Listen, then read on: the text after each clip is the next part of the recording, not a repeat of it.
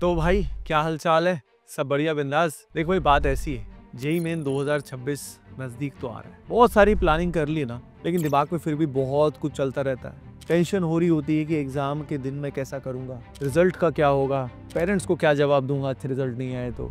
यानी हम सोचते बहुत रहते हैं, फिर हम स्ट्रैटेजी वीडियोस देखते हैं, रील्स या शॉर्ट्स देख लेते हैं, थोड़ा सा मोटिवेटेड होते हैं कुछ समय के लिए और फिर से सारा मोटिवेशन डाउन हो जाता है, क्योंकि हम रियल में ग्राउंड लेवल पे एग्जीक्यूशन नहीं कर पाते हैं, प्लानिंग करते रहते हैं और यहीं पे हम ये समय जो है ना प्रेजेंट इसको भी खोते रहते हैं। आज के इस वीडियो में सीधा पॉइंट पे आ जाते हैं। इसके दो हिस्से हैं। सबसे पहले मैं तुझे बताने वाला हूँ कि भाई तेरे को कौन से एक्शन इस समय लेने हैं। बस सीधा फुल जोश में वो एक्शन लेना शुरू कर देना और अपनी प्रिपरेशन लेवल के हिसाब से इस प्लान को अडेप्ट कर लेना, ठीक है? क्योंकि मेनली एग्जीक्यूशन करना है, बहुत ज्यादा प्लानिंग की नीड नहीं है, तुझे समझ में आ जाएगा। उसके बाद अब ये प्लानिंग को एग्जीक्यूट करने के लिए भाई सही माइंडसेट भी तो होना चाहिए। वो सही माइंडसेट कैसे होगा? वो मेंटल बैरियर्स जो दिमाग में बन गए हैं इतने पुराने समय के बार बार फेल होने के कारण, या बार बार प्लानिंग करते हो और फिर फॉलो नहीं कर पाते हो तो डीमोटिवेशन हो जाता है ना। ये पुराने न्यूरल पैटर्न्स को तोड़ने का भी तो कोई तरीका होना चाहिए ना। तो इस वीडियो के दोनों हिस्से हैं। चलो सीधा पहले पॉइंट पे आ जाते हैं, लेकिन उससे पहले सभी के सभी फुल जोश में खुद के लिए लाइक करेंगे, क्योंकि इस बार तू अपना बेस्ट दे के दिखाएगा। जेईई मेन जनवरी में तू बहुत मचाने वाला है, ठीक है? एंड कमेंट सेक्शन में जरूर बताना कि भैया कितना परसेंटाइल तेरा गोल है, क्या तू अचीव करने वाला है। अब देख सीधा एक्शन पे आ जाते हैं। एक्शन प्लान का पहला इंपॉर्टेंट हिस्सा है कि भाई आइडेंटिफाई योर टारगेट स्कोर। अब अपना टारगेट स्कोर कैसे आइडेंटिफाई करना है? देख भाई बात ऐसी है कि ये तेरा प्रैक्टिकल होना चाहिए प्लान। अगर तू टारगेट स्कोर फॉर एग्जांपल अभी तेरा 100 आ रहा है और तू 250 एज्यूम करेगा 2 महीने में, भैया तेरे को पता है कि ये नहीं होने वाला है। तो इसलिए सबसे पहले तेरे को पता है 3 तरह के स्लॉट्स शिफ्ट्स हमारे जेईई मेन में होते हैं, या तो आसान होते हैं या बहुत टफ होते हैं या मॉडरेट लेवल के होते हैं। यानी ये बात तू जानता है कि 99 परसेंटाइल के लिए कट ऑफ 160-70 भी हो सकता है, 210-220 भी हो सकता है, यानी 50 से 60 मार्क्स का वेरिएशन तक हो जाता है भाई। तो इसीलिए तुझे सबसे पहले क्या करना है, टारगेट लॉक करने के लिए तुझे फुल लेंथ फुल सिलेबस का मॉक टेस्ट देना है। यानी ऐसी शिफ्ट चुननी है जो मॉडरेट लेवल की आई थी जेईई मेन 2025 में, और उस शिफ्ट को पकड़ और उसको as a mock test attempt कर। ये किसी भी रिकॉग्नाइज अच्छी ऐप पे, लर्निंग ऐप पे आपको मिल जाएगा।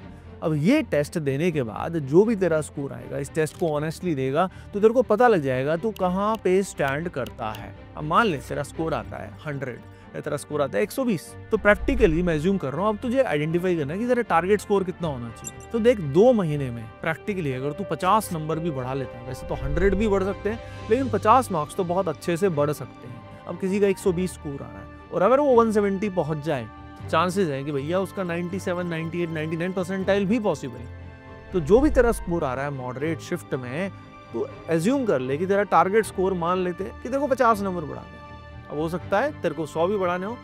अब मैं 50 के हिसाब से प्लान कर रहा हूँ, मान लो तेरे को 50 मार्क्स बढ़ाने, तो इसके लिए तेरे को 15 क्वेश्चन लगभग और ठीक करने पड़ेंगे। अब 15 क्वेश्चन लगभग और ठीक करने हैं, तो अब बात आ जाती है कितने चैप्टर सेलेक्ट करेगा।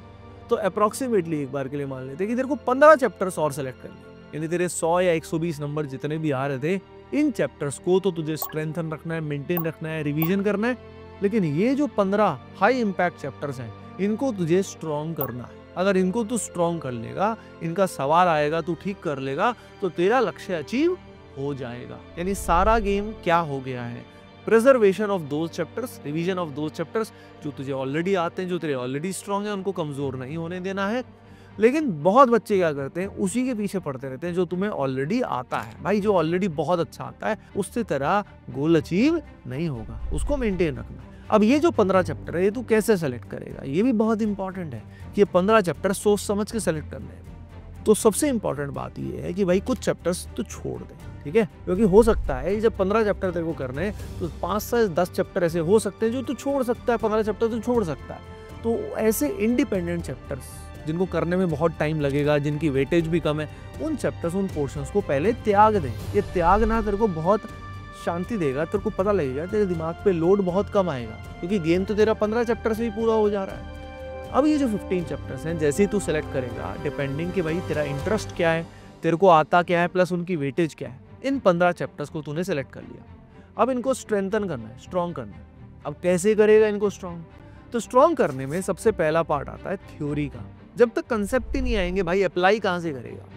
लेकिन थ्योरी करने से पहले क्या करना है भाई, जो लास्ट हमारे 4-5 ईयर्स के PYQs हैं उन PYQs को देख ले तू। खास तौर पे लास्ट 2 ईयर्स के PYQ को देख, उन गिवन 15 चैप्टर्स का। तो कोई भी चैप्टर पढ़ने से पहले, उसका थ्योरी करने से पहले उसके PYQ का एनालिसिस कर, खास तौर पे लास्ट 2 ईयर्स के। तो तेरे माइंडसेट में जब तू उस चैप्टर को कर रहा होगा हमेशा दिमाग में होना चाहिए कि कौन कौन सा पोर्शन पूछा जाता है, कहाँ से सवाल आते हैं और कहाँ से नहीं आते।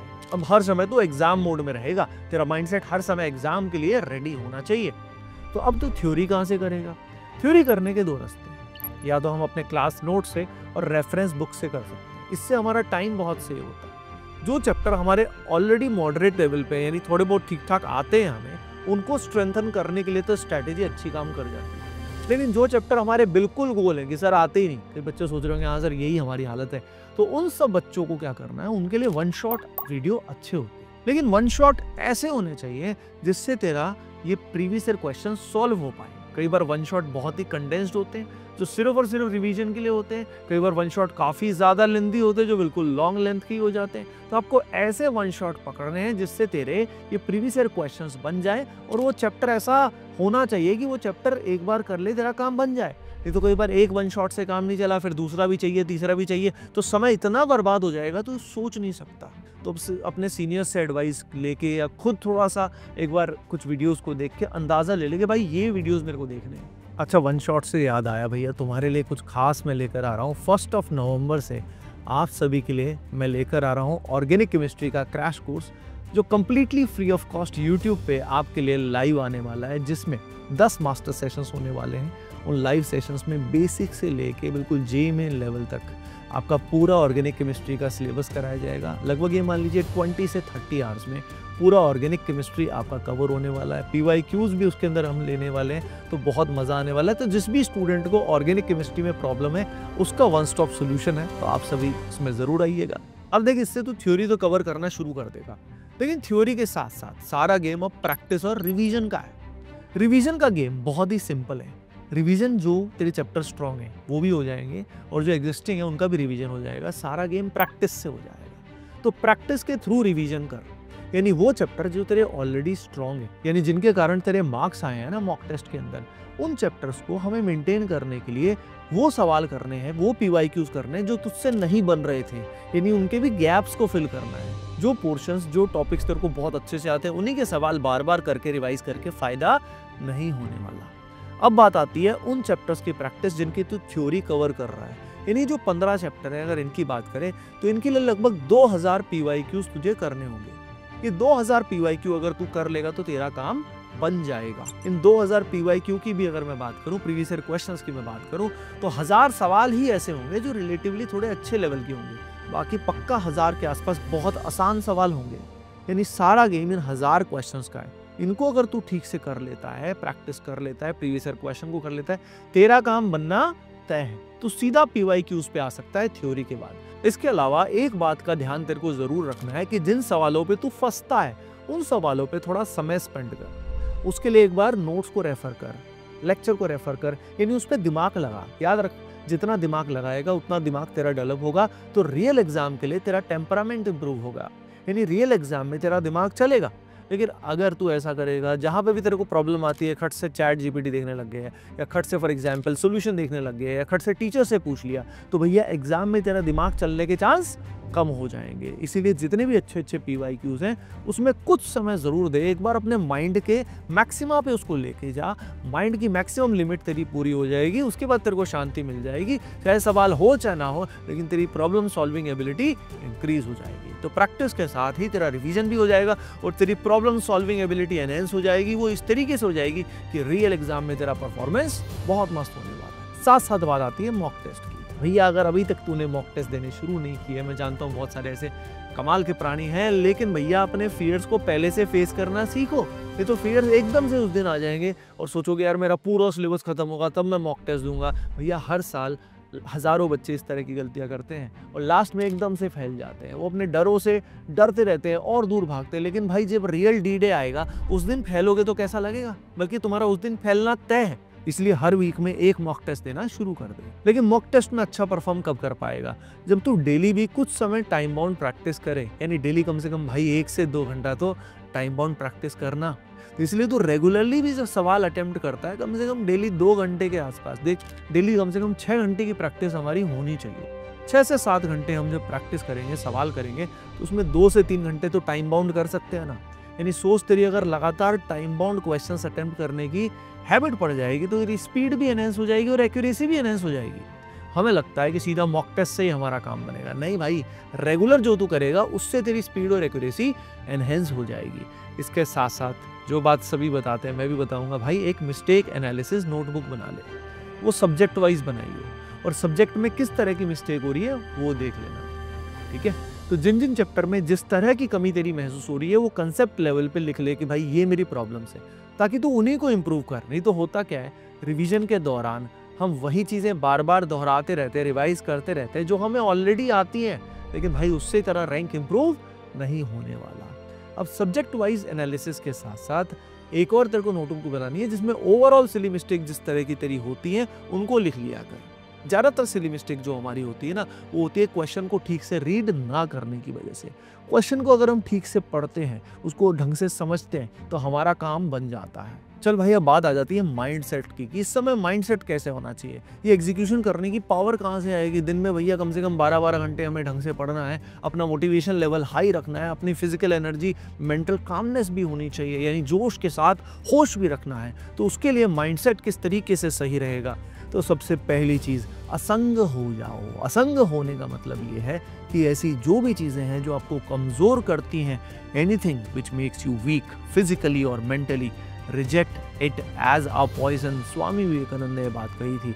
इसलिए भैया आप भी आज ही लिस्ट बनाइए, ऐसी कौन कौन सी चीज़ें हैं जो आपको कमज़ोर करती हैं, जो आपका नुकसान कर रही हैं। जैसे कि फॉर एग्जांपल अगर हम बहुत सारा कंटेंट यूट्यूब पे कंज्यूम कर रहे हैं, अपने को कहीं ना कहीं पता है कि यार मैं ज़्यादा ही वीडियोस देख रहा हूँ और रियल प्रैक्टिस नहीं कर रहा हूँ, या फॉर एग्जांपल मेरी गलत फूड हैबिट्स हैं, या मैं ब्रह्मचर्य का नाश कर रहा हूँ, या मैं गलत फ्रेंड्स के साथ बातें करता रहता हूँ, मुझे पता है कि किस किस तरह की बैड हैबिट्स मेरी हैं, तो आज ही उनको लिख लो और एक एक करके ज़िंदगी से उन सारी हैबिट्स को निकाल फेंको। भैया हमें अपना बेस्ट देना यार, 2 महीने की तो बात है। अब मैं जानता हूँ तुम में से बहुत सारे बच्चे सोच रहे होंगे, सर ये कहना आसान है, करना बहुत मुश्किल है। तो भाई कंट्रोल करने के लिए शक्ति मिलेगी, ये शक्ति तुम्हें कहाँ से मिलेगी? देखो सारा गेम सत्व का है, आपको अपनी लाइफ में सत्व बढ़ाना है। यानी सबसे पहले अपना जो भोजन है ना, अपना जो खाना खाते हो उसको शुद्ध करना है, यानी आपको सात्विक फूड इस समय लेना चाहिए।